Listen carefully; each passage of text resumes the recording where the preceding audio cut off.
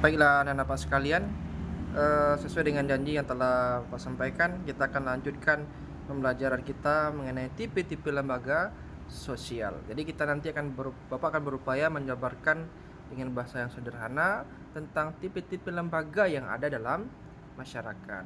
Oke, pertama kita akan bahas tentang tipe lembaga sosial menurut sudut perkembangannya. Berdasarkan sudut perkembangannya itu dibagi menjadi dua. Yang pertama namanya adalah creative institution, ya. Apa itu creative institution? Itulah lembaga yang paling primer, yang paling mendasar atau yang tidak sengaja dibentuk. Apa contohnya? Contohnya seperti perkawinan, agama, dan lain-lain. Kedua hal ini itu tidak sengaja dibentuk, ya, tetapi sangat dibutuhkan dalam kehidupan sehari-hari. Berdasarkan sudut perkembangannya yang kedua, itu ada namanya enacted institution. Apa itu enacted institution?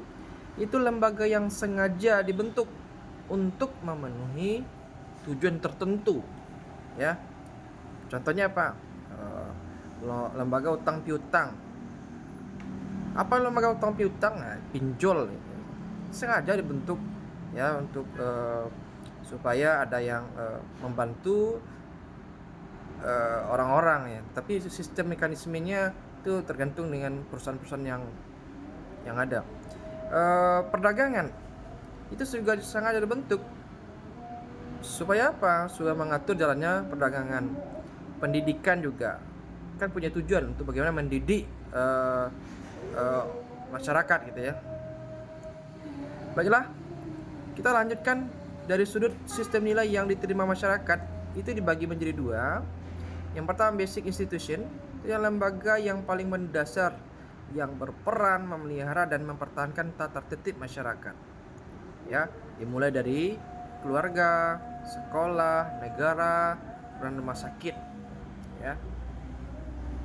Yang kedua, berdasarkan sudut sistem nilai yang diterima masyarakat, itu adalah subdiri institution.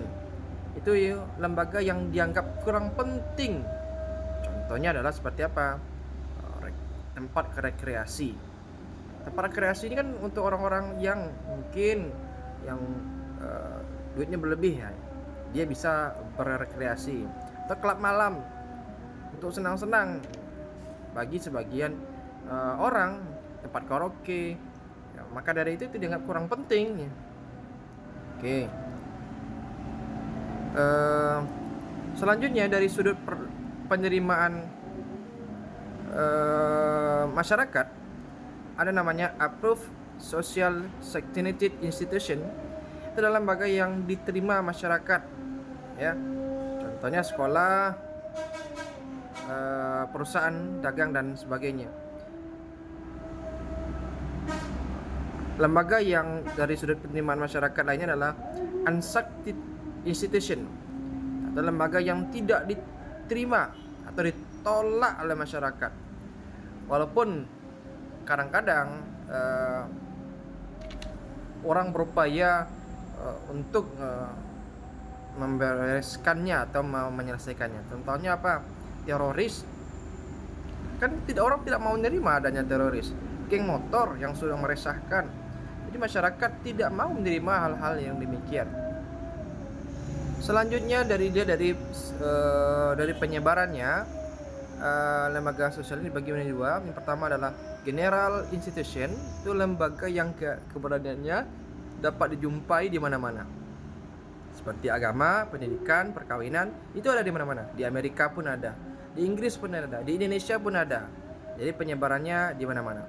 Selanjutnya adalah restricted institution. Itu lembaga yang keberadaannya hanya bisa ditemui di daerah itu sendiri. Contoh ada KAN, ya.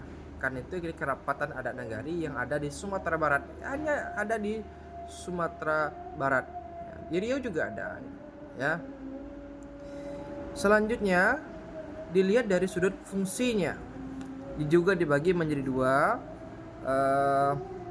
Yang pertama Operative institution itu lembaga yang menghimpun pola-pola atau cara-cara yang diperlukan untuk mencapai lembaga yang bersangkutan. Ya, contohnya industri. Itu sengaja dibuat industri bagaimana supaya untuk mencapai tujuan pembuatan alat-alat produksi dan sebagainya. Ada lagi namanya regulative institution. Lembaga ini berfungsi sebagai pengawas adat istiadat atau tata kelakuan yang tidak menjadi bagian mutlak dari lembaga itu. Contohnya seperti apa?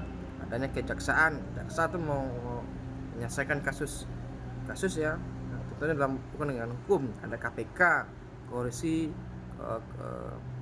Pemberantasan Korupsi, ada MK, Mahkamah Konstitusi.